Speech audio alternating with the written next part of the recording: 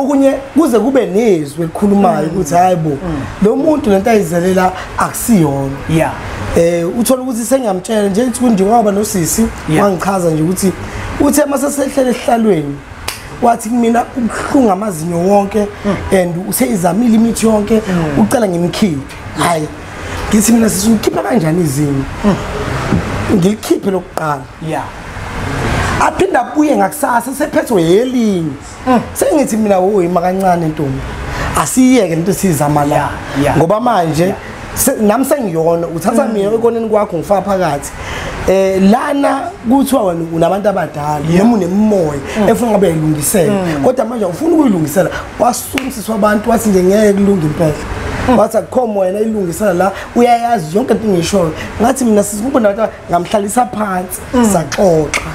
wangi-understanda wathi ngoba ngizele kuzokhipha izinyo nje mina lana lento ngithi ngiyifihlile wena uyithathaphi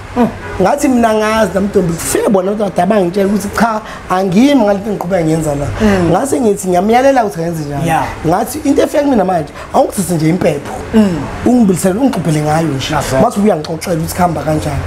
uhambile kusiswa abantu kuphela 3 days wathi lithule ngathi angaze aphathwe izinyo asisawa sokhuluma nogogo khuluma kokuthethene nezinto